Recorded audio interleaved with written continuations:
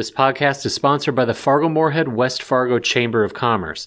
The Chamber is a catalyst for growth and prosperity and is here to protect and promote business, inspire innovation, cultivate communities, and influence action. Learn more at fmwfchamber.com.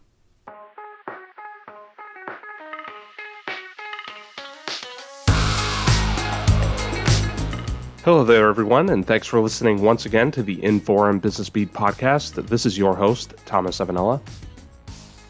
You've no doubt heard or read headlines in recent weeks about the concept of a 4-day work week. My fellow reporter, our very own Dave Olson, has also covered this topic. New study results from the United Kingdom recently came to an overwhelmingly positive conclusion on the topic. At a time when employees are reevaluating their priorities and their relationship with work, the positive study results are prompting increased conversations around the idea of only working 4 days a week. We wanted to go into further detail on the 4-day work week discussion, so I've asked one of Dave's story sources to join me today. With me is Krista Lynn Minnotte, professor of sociology at the University of North Dakota. Krista, how are you doing this morning? I am great. Thank you so much. How are you? I'm not too bad. And tell me this, is Grand Forks also having this interminable winter like we are in Fargo? It certainly feels that way. It seems like it keeps warming up a little bit, so we get kind of excited. The kids get to play outside, and then back to the sub-zero temperatures. And so just for the audience's sake, tell us a little bit about your background, what you teach at UND, and how all of the workplace topics kind of fit into all of that. Sure. Well, I joined UND in 2007. My husband and I were both offered tenure-track jobs at UND. He's in the math department, and I'm in the sociology department. So that is a pretty exciting thing for academics when two jobs come together like that. It's kind of rare. So we were absolutely delighted to come here. And in the sociology department, I teach classes centered on gender, work, and family primarily. So I teach sociology of gender. I teach workplace dynamics. I teach a class called Families in a Changing Society. I also teach a class on deviant behavior, which is a lot of fun, and another class called Sociology of the Body. That's also super fascinating. Do you ever have a deviant behavior and workplace crossover? Does that ever tend to happen? Not recently, every now and then. But not frequently. And so we're here this morning to talk about the latest 4-day work week studies. This has been a massive topic of conversation, I feel, over the past 6 months or so, with preliminary studies, I believe it was preliminary results rather, back in November, and now new results coming out recently. What have the latest study results from the United Kingdom told us, and what have you seen from all of that? Well, the results from the United Kingdom are super exciting, and what's remarkable about them is how consistent they are across a range of indicators, basically showing in almost like a quasi-experiment what happens when you introduce a 4-day work week to a variety of workplaces. So they studied lots of different workplaces, lots of different companies, and basically showed that when you introduce these policies of like a 4-day work week, where you're doing 100% of the work and 80% of the time for 100% of the pay, that when this is implemented, all sorts of wonderful things happen.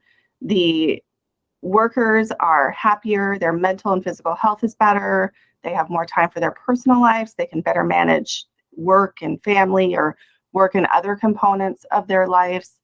And at the same time, the workplace or the company also experiences benefits in the form of things like reduced turnover, less absenteeism, and I think they even showed a little bit higher revenue.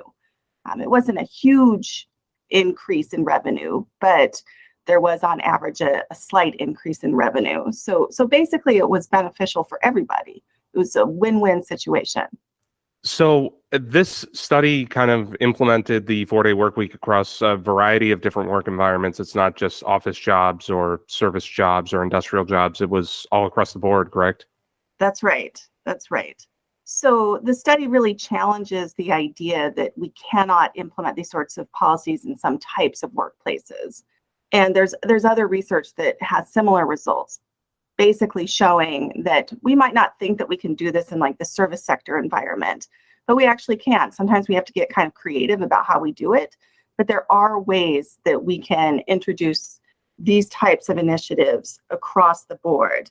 Another type of job where it's hard to implement this sort of policy, or which is sometimes hard to imagine, is in high status jobs like doctors, lawyers, that sort of thing, where in a lot of the higher level management type of jobs, in a lot of these types of jobs, there is a culture that encourages really long work hours, that's how you show your dedication to the workplace. And we call that the ideal worker norm.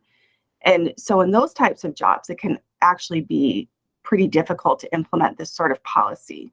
But we do know that the way around that is to change the workplace culture, that you don't just introduce the policy, but you take steps to change the actual culture of the workplace so that it goes from valuing the number of hours that you work or how much like face time you have, so to speak, to valuing the quality of work that you do and what you're able to produce.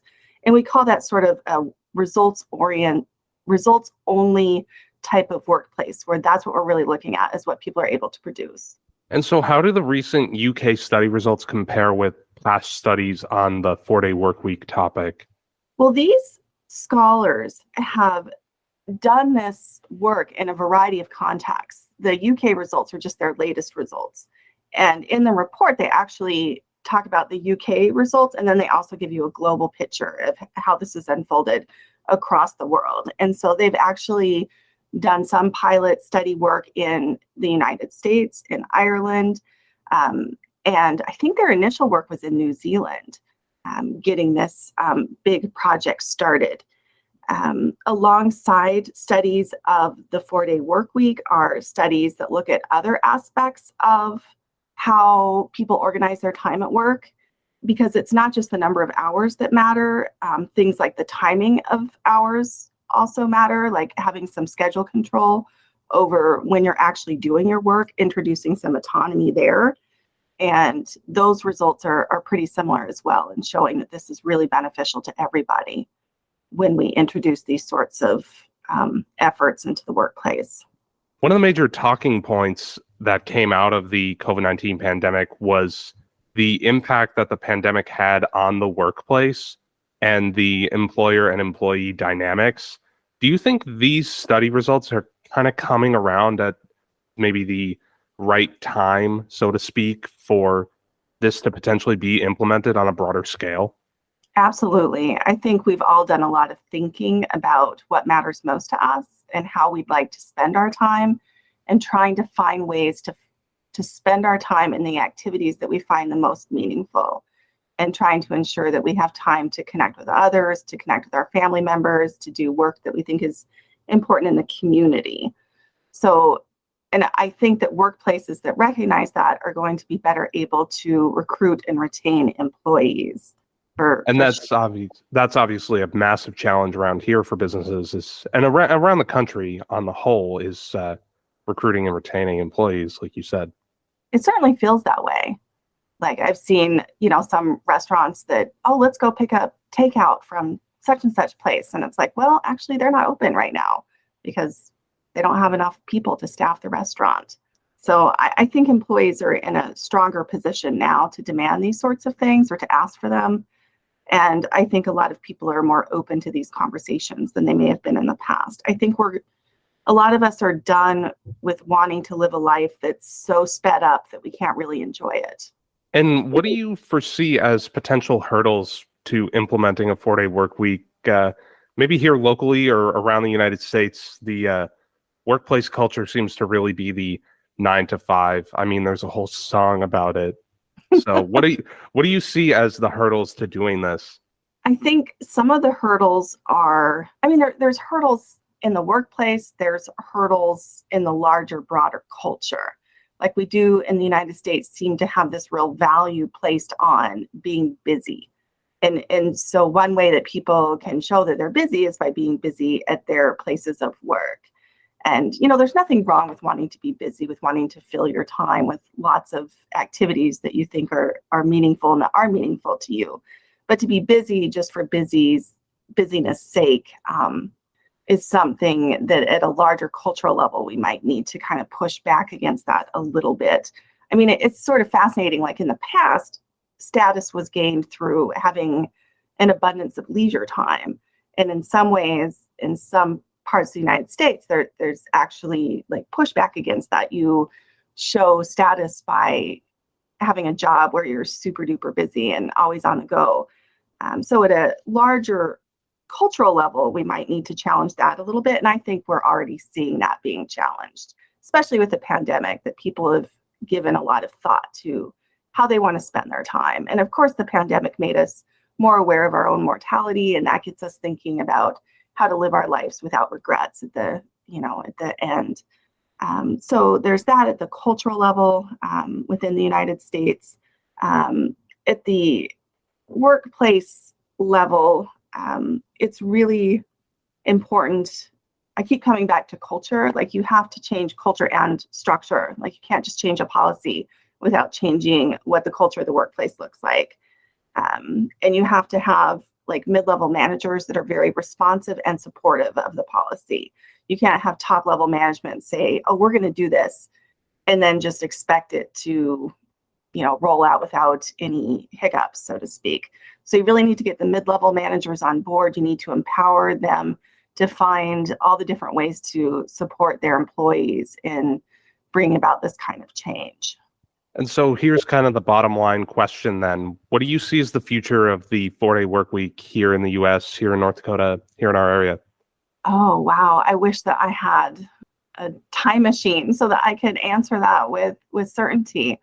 I would love to say that, this is going to be the thing that everyone is going to be able to do this or have access to this. And I think that kind of future is possible if we have sort of a collective effort to make that sort of change happen. And I do think that we're at a place where perhaps that sort of collective effort is possible, where we have this kind of like wellspring of enthusiasm. We have the results coming out, like you said, at just the right time, where people are beginning to question how they want their work lives to look like, at the same time that companies are sometimes struggling with recruitment and retention. So maybe all of those forces can come together and bring about some large-scale change here. Well, Krista, I've really enjoyed your insights on this topic. I know this is something that I'm going to be tracking in the future, and I'm sure you will be too. So thank you so much for taking a break here from your day to break it all down for us. Absolutely. Thanks so much for having me. That is going to do it for this week's edition of the Inforum Business Beat podcast. This is your host, Thomas Evanella, signing off. Be sure to check back next week for all the latest interviews and insights. And as always, stay on inforum.com/business for all the latest news. Now through March 17th, get 6 months of unlimited access to inforum.com for just $2. This is a limited time offer, so don't wait. Visit inforum.com/subscribe to take advantage.